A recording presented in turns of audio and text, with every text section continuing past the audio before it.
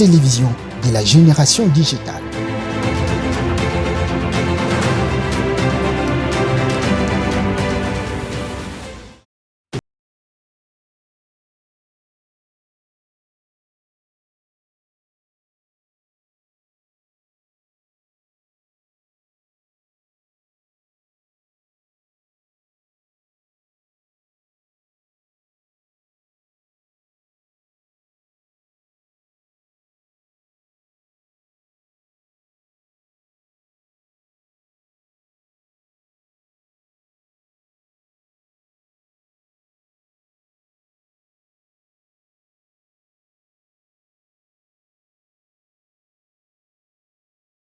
Pour un nouveau journal sur Bravo Télévision, à la une de ce soir, le ministre des Droits humains, Samuel Mbemba, a conféré avec Human Rights Watch pour renforcer la coopération, la collaboration autour de la situation des droits de l'homme en République démocratique du Congo. Vous suivrez un élément dans ces journaux. Puis sport, les léopards de la République démocratique du Congo sont à quelques heures d'une rencontre très capitale pour le barrage aux éliminatoires de la Coupe du Monde 2026. Sur ces plateaux, je serai en compagnie de Jacques Sombo, à qui déjà j'ai dit bonsoir et bienvenue. Bien le bonjour à vous, monsieur le présentateur. Je reviendrai vers vous tout au long de ces journaux. Merci. Voilà, je l'ai dit au titre de l'actualité de ce soir, le ministre des Droits humains, Samuel Mbemba Kabouya, a échangé ce 12 novembre avec le directeur pour l'Afrique centrale de Human Rights Watch, Lewis Mudge. Pendant près de 2 heures, ils ont passé en revue la situation des droits de l'homme en République démocratique du Congo et envisagé des pistes de collaboration entre les gouvernements congolais et l'organisation internationale. Suivez. Le ministre Samuel Mbemba Kabouya a reçu en audience ce mercredi 12 novembre Lewis Mudge, directeur pour l'Afrique centrale de Human Rights Watch.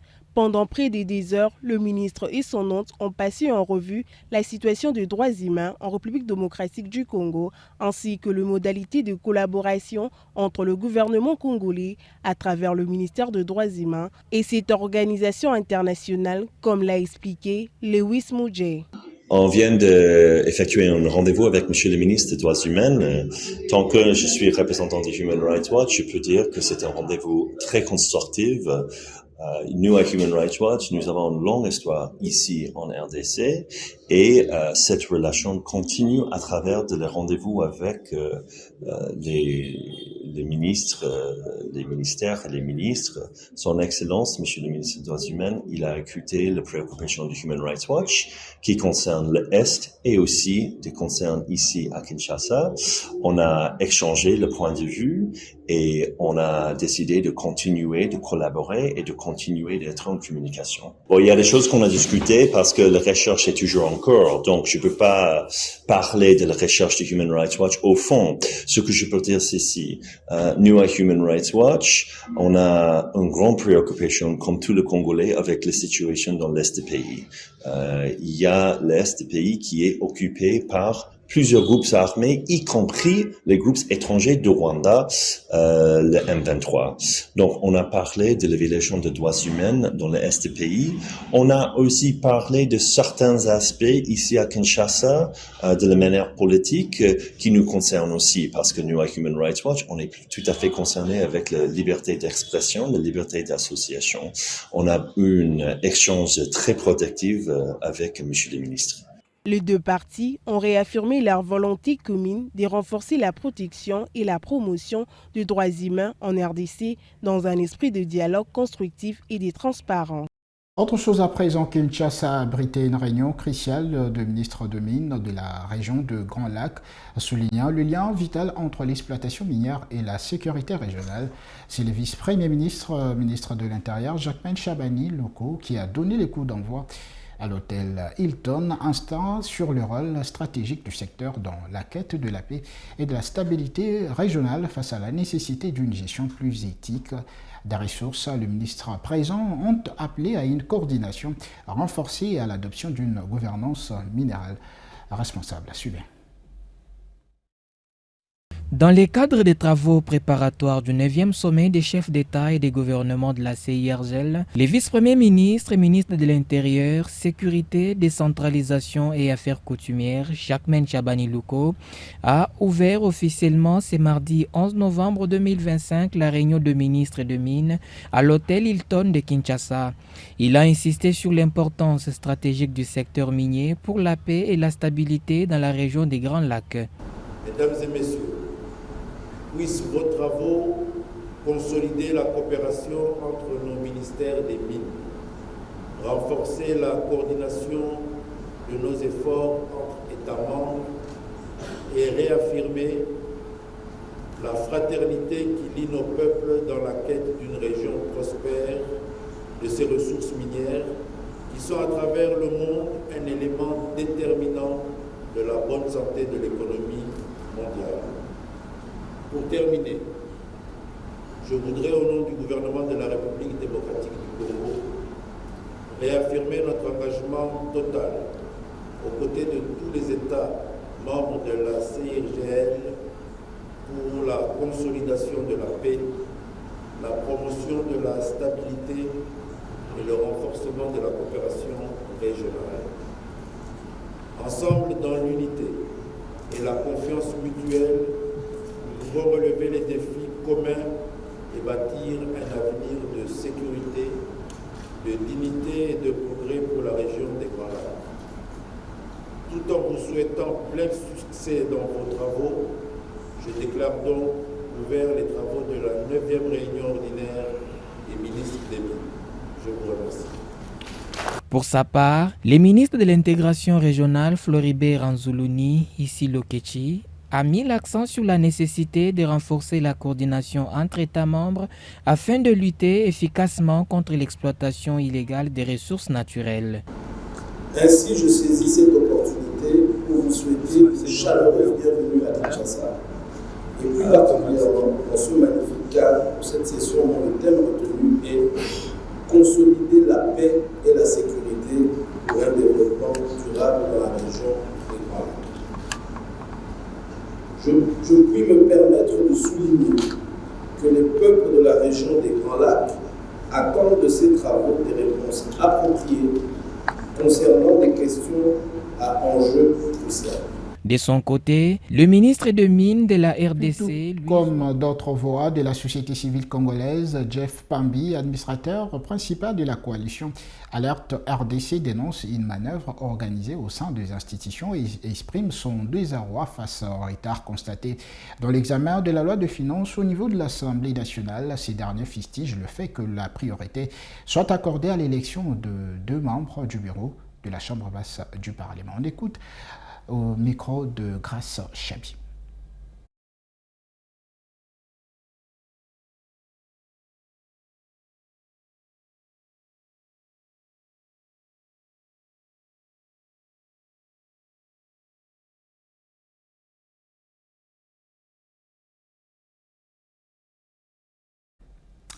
Toutes nos excuses pour la qualité de ces sons. Nous y reviendrons avec force et détails au courant de nos prochaines interventions. Parlons autre chose à présent. Les syndicats nationaux de médecins, Sinamed en sigle, condamnent avec la dernière énergie l'assassinat de leur confrère, le docteur Emmanuel Dibou Nawej, ancien médecin directeur de l'hôpital général de Mupanda dans le Lualaba, décès survenu le 10 novembre dernier dans les circonstances douteuses. Images et commentaires, Michel Moulumba. Consterné par la mort de l'un des leurs, le médecin Emmanuel Dibou Nawej, le Sinamed est monté au créneau pour dénoncer les traitements injustes imposés aux professionnels de la santé ces dernières années. Le syndicat national des médecins, Sinamed Asbel en sigle, a appris avec consternation l'assassinat du docteur Emmanuel Dibou Nawej, médecin directeur de l'hôpital général Mupanda dans le Lualaba. Le Sinamed est profondément touché par les atrocités subies par les médecins ces dernières années et même ce jour par la réaction manifestement agressive de la police de la ville de Kolwezi qui n'a pas hésité à gazer les médecins qui manifestaient pacifiquement. Ne jurant qu'au nom du respect au corps médical, les SINAMED invitent le gouvernement de la République à sécuriser les professionnels de santé dans l'exercice ou en dehors de leur profession. Les syndicats nationaux des médecins exigent à cet effet au gouvernement, les syndicats nationaux des médecins exigent à cet effet le gouvernement congolais la prise en charge des funérailles de toutes les victimes, particulièrement le médecin Emmanuel Dibounawej, conformément aux dispositions légales portant statut spécifique de médecin des services publics de l'État. Le bureau exécutif du syndicat national de médecins condamne ces atrocités et exige ce qui suit. La prise en charge des funérailles de toutes les victimes et spécifiquement du docteur Emmanuel Ndibounawej, conformément aux dispositions pertinentes du décret numéro 06/130 du 11 octobre 2006 portant statut spécifique de médecin des services publics de l'État. Que le gouvernement de la République, employeur des médecins des services publics de l'État, prenne toutes les dispositions sécuritaires nécessaires avant d'envoyer les médecins et les autres professionnels de santé en mission, surtout dans les zones où la sécurité de la population reste à désirer. Le Bureau exécutif national exige du gouvernement de garder les noms de toutes ces victimes sur les listings de paye de la prime de risque pendant au moins une durée de 5 ans pour la survie de leur progéniture. Rappelons que ces décès s'alignent à la liste de récentes agressions dont ont été victimes le médecin et d'autres personnels de santé par la population d'Isangui dans la... Changeons complètement de chapitre, 40 unités des forces armées de la République démocratique du Congo, autrefois, ou du camp de rebelles, ont regagné les camps de la patrie. Ces militaires sont arrivés à Bénéville, dans le Nord Kivu. C'était mercredi 12 novembre dernier. Jacques Sambo nous en dit plus. Les éléments de la police nationale congolaise et des forces armées de la République démocratique du Congo. Ils sont une quarantaine de policiers et militaires et de FARDC qui sont arrivés à Béniville après s'être échappés des rangs du M23 AFC qui les avait pris de force depuis l'occupation des Goma et de Bukavu en janvier et février dernier. Ces agents de l'ordre et de sécurité ont été présentés au vice-gouverneur policier du Nord Kivu, le commissaire divisionnaire Louis Segon Karawa, ce jeudi 6 novembre 2025, au quartier général du commissariat de la police nationale congolaise, ville de Béni. Le vice-gouverneur a félicité ses compatriotes pour leur courage et le sens patriotique. Il leur a donné l'assurance que leurs droits sont garantis en tant qu'agents de l'ordre et de défense. eloko ya malamu lokwa bondimaki message wana oyo mokonzi ya mboka apesaki alobaki ke moto nyonso azonga pasi eza mboka na bino bokozala na ngambo ya batomboki te bobomaka bandeko na bino bondimi kozonga me bozonga na bosolo na kati na bino soki moto aye na makambo na ye na ndenge na ye po atia biso mobulu atuka akozwa likambo tokozwa ye noki comme ça provincial yambi bino malamu awa je pense bazozwa bino en charge namoni mpe bato ya armé bayali awa il faudrait kozwa contact na T2 mpona ke bato ya armé batia bango na disposition ya secteur opérationnel et voilà ndambo nazali na onayebisa bino yango wana bobanga eloko te bozala wana bokobénéficie na badroit na bino nyonso lokola bana mboka oyo baza na batelefone na baninga na bango bobenga bango boyebisa yango biso tokomi awa bayambi biso malamu bazonga baya awa nde epai na bino avenir na bino ezali awa. Signalons que la présentation de ces rendus a été faite en présence du DG des écoles et formations de la PNC, Awashango Oumia Vital, et du coordonnateur en charge de la réforme de la PNC, Silvano Kasongo. oyo baza na batelefone na baninga na bango bobenga bango boyebisa yango biso tokomi awa bayambi biso malamu bazonga baya awa nde epai na bino avenir na bino ezali awa. Signalons que la présentation de ces rendus a été faite en présence du DG des écoles et formations de la PNC, Awashango Oumia Vital, et du coordonnateur en charge de la réforme de la PNC, Silvano Kasongo.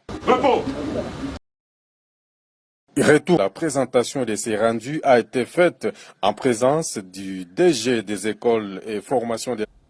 Et puis, dans le rue de Kinshasa, la mototaxi, bien qu'essentielle à la mobilité urbaine, devient pour beaucoup des femmes un espace de danger entre harcèlement, gestes déplacés et regards instants. Le transport en commun se transforme en zone de vulnérabilité où la liberté de circulation en sécurité est mise à mal. Suivez ce reportage. La moto-taxi et les poumons de la ville assurant la mobilité, ces moyens de transport sont trop souvent devenus des zones de perte et d'inconfort. Les comportements inappropriés de certains hommes, caractérisés par le harcèlement et les gestes déplacés, refait surface sur une intensité alarmante. Des contacts physiques non désirés, de mains baladaises, de regards insistants et même de remarques humiliantes. Ces situations, en apparence banales, constituent de micro-agressions qui sapent la dignité et le droit fondamental de femmes à circuler librement et en insécurité. L'espace public, y compris le transport, se transforme ainsi en un lieu où la vulnérabilité est forcée.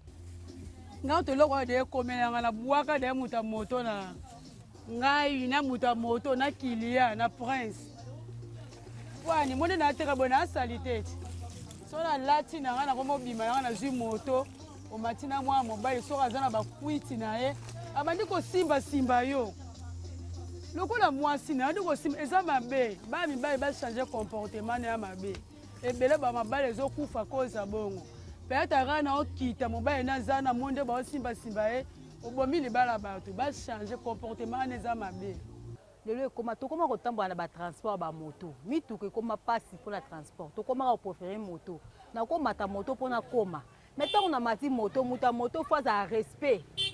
Muto moto il faut que muto na memi aza responsable to aza fille to aza nani. Ango yuko matate ke mutu amatisi mutu azo simba mutu ango ozo mona zo bouger muso ko c'est papa maman la tinda ki oto mata eza malamu te.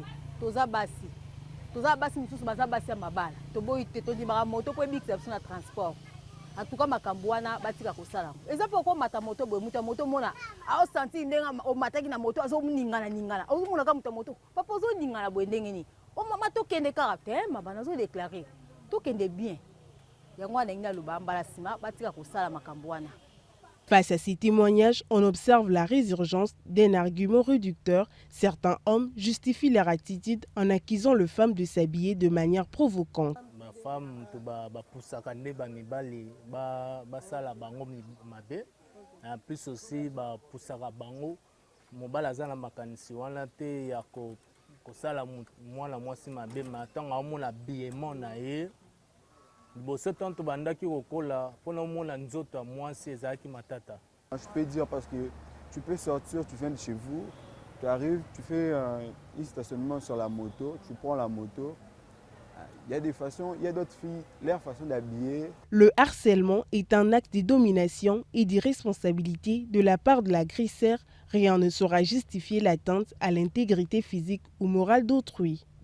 Restons toujours à Kinshasa. Le musée national a servi de cadre au lancement officiel du concept diplomatie citoyenne, une initiative portée par le collectif d'Asbel de femmes congolaises, placée sous le thème « Appui aux efforts institutionnels pour le retour définitif et durable de la paix et le développement équitable dans le pays de Lumumba ». Cette démarche vise à renforcer l'implication de femmes dans le processus de paix et de développement. La cérémonie a réuni plusieurs personnalités du monde politique, économique, mais également social, témoignant de l'importance accordée à cette vision participative et inclusive. Elie Moguicho. Le musée national a accueilli le lancement officiel du concept diplomatie citoyenne placé sous le thème appui aux efforts institutionnels pour le retour définitif et durable de la paix et le développement équitable dans le pays. Les officiels, notamment la Première ministre, la ministre du genre, étaient représentés lors de cette cérémonie. Plusieurs directrices générales d'entreprises ainsi que des honorables députés ont également pris part à l'activité témoignant de l'intérêt institutionnel et citoyen porté à cette initiative du collectif des Asbel des femmes congolaises. Dans ce moment de circonstances, Madame Jeannette Longa Moussamba, coordinatrice de l'initiative, a insisté sur l'importance d'assurer une participation active des femmes dans tous les processus de paix et de sécurité, rappelant que leur implication constitue un pilier essentiel pour un développement équitable et durable dans l'ensemble du pays. C'est un immense honneur pour moi, en tant que coordonnatrice de ce collectif des Asbel de femmes congolaises, de vous accueillir en ce jour de réflexion dans cette salle de l'Institut des musées nationaux sur la restauration de la paix à l'Est et sur toute l'étendue de la RDC en général. Notre thème, femmes, unissons-nous, haussons nos voix pour la restauration de la paix en RDC, est un appel puissant qui résonne avec la réalité de nos vies et de nos communautés du centre. Par ailleurs, l'expert Eric Mwamba a présenté l'initiative en détail, exposant ses objectifs et les étapes de sa mise en œuvre. Par nos institutions, par notre gouvernement, non seulement pour les retours définitifs et durables de la paix, comme Madame la modératrice l'a bien souligné, mais aussi pour impulser les développements sur l'ensemble du territoire national. Et cette idée, comme nous sommes dans le cadre du 25e anniversaire de la résolution 1325, nous avons décidé de la Et puis la réhabilitation de l'avenue de la Libération ex-24 novembre devient un calvaire pour le riverain. Le chantier lancé entre rond-point Mollard et Bandalongwa et le terminus Ipen Ngaliema semble à l'arrêt. Cette situation gêne ainsi la circulation. Suivez ce reportage de Abigail Obo.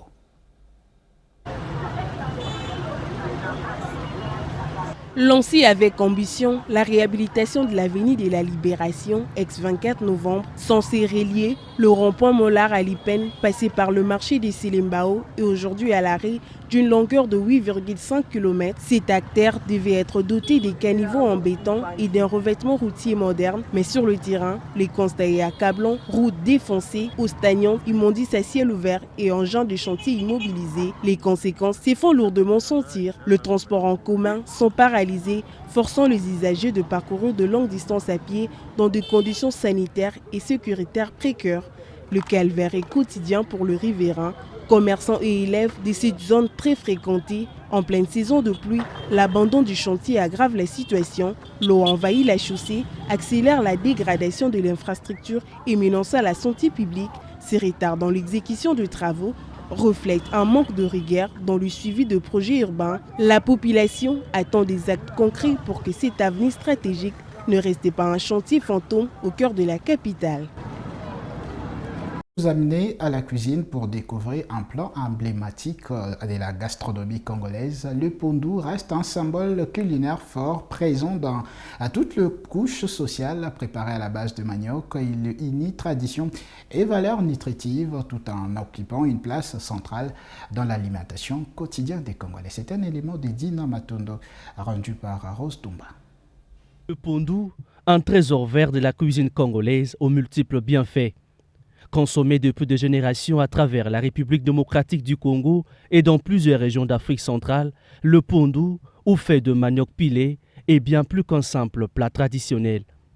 Derrière son goût savoureux se cache un véritable concentré de nutriments essentiels pour la préparer avec soin, souvent accompagné d'huile de palme, d'oignons, d'ail et parfois de poissons ou de crevettes séchées.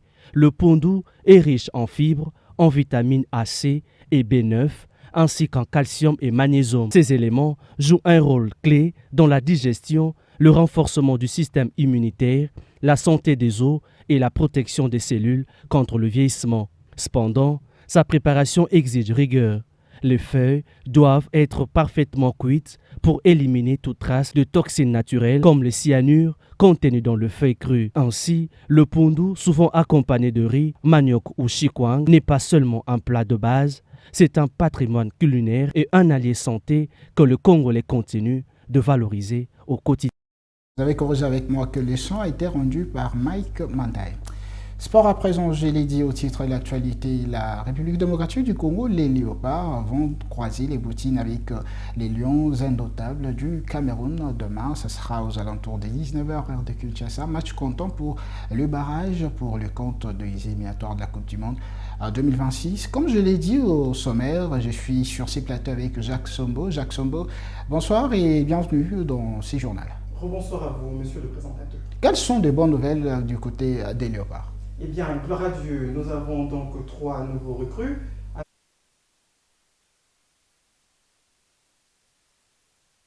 Le Congolais appelle Stroiken Stromali. Donc, vous voyez que cette somme d'effectifs apportée aujourd'hui à ce jour est un plus pour l'équipe nationale qui fera face, bien évidemment, aux Lions indomptables du Cameroun. Un match crucial d'ailleurs. Un match crucial, vous venez de le dire, mais du côté du Cameroun, on note qu'il y a quand même des absences au détail. Effectivement, du côté du Cameroun, il ne fait que pleuvoir le déluge. Déjà, nous avons la suspension de celui qu'on appelle... On a parlé de Maxi Choupo-Moting qui ne sera pas de la partie à cause de blessures, mais également le gardien André Onana qui semble être un peu malade. Et tout ça, on va devoir découvrir ça demain. Exactement, celui qu'on appelle Max-André Choupo-Moting, qui est en Anguissa au milieu du terrain. Et aussi, il faudrait signaler que André Onana semble incertain pour ce match. Exactement. Donc, gloire à Dieu, on verra comment tout se passera demain. Mais il faudrait aussi rappeler que le récapitulatif de cette journée de mercredi s'est présenté comme suite. À 10h, les joueurs ont eu de soins. À 12h, un déjeuner. À 15h, les joueurs ont eu une petite séance avec le coach.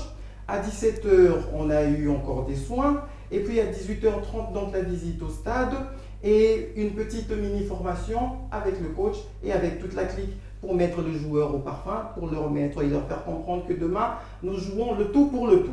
Jacques Sombo, quels sont vos ressentis pour cette rencontre? Demain déjà, est-ce que la République démocratique du Congo, au-delà on a remarqué quand même que du côté des Lions indomptables du Cameroun, il y a des absences. Est-ce pour les Léopards qui doivent profiter de ces absences pour gagner, bien que ça fait beaucoup de temps on n'a pas battu le Cameroun? Exactement, vous savez, les statistiques peuvent parler en notre défaveur, mais cela ne signifie absolument pas que sur la pelouse, nous sommes pour des moindres, absolument pas. La RDC est une nation qui compte parmi les nations du football congolais. Demain, le match est un très grand enjeu, puisque nous jouons une finale avant la finale. Il y a le barrage qu'on joue déjà là, pour aller donc jouer au tournoi mondial en mars 2026. Face aux Camerounais, certes, ça n'a pas toujours été la pluie, mais demain, il faudra réécrire l'histoire et changer donc la donne. Changer donc la donne. Un petit pronostic pour demain? Eh bien, malheureusement, sur ce point, je ne suis pas un grand spécialiste, mais je m'attarde donc sur la statistique et la rencontre que nous avions gagnée face aux Camerounais, 1-0. C'était 1-0. Ça, c'est le pronostic de Jacques Sombo. Exactement. Vous les confirmerez demain. Mais voyons. Il faudrait rappeler que le match sera en suivre en direct sur Bravo Télévision à partir de 19h. Exactement. Demain, nous serons là à partir de 19h. Bravo Foot, vous connaissez déjà l'adresse, ne changez donc pas. Nous serons avec. Merci beaucoup Jacques Sombo pour les détails développés pour cette rencontre très capitale pour les Léopards de la République du Congo. Voilà, on va se retrouver demain pour Bravo Foot. À tous. Voilà, je l'ai aussi annoncé à la une de ce soir, si vous allez comprendre que ces journaux touchent déjà à sa fin. Je disais, le ministre des Droits humains, Samuel Mbemba, a conféré avec Human Rights Watch pour renforcer la collaboration autour de la situation des droits de l'homme en République démocratique du Congo. Vous avez suivi un reportage dans ces journaux. Et puis on a parlé des Léopards de la République démocratique du Congo qui vont recevoir la formation du Cameroun demain. Match comptant pour la qualification en mondial. Ça, c'est le barrage au niveau de l'Afrique. Vous avez suivi des explications avec Jacques Sombo. Voilà, c'est la fin de ce journal. Si vous avez aimé, dites un grand merci à toute l'équipe rédactionnelle. Tout à l'heure, après ce journal, vous suivrez votre magazine Mboko Yanani, présenté par Gilles Van Weber. Quant à moi, je me dis au revoir. Demain, Abigail Obo sera aux commandes de votre journal. Au revoir.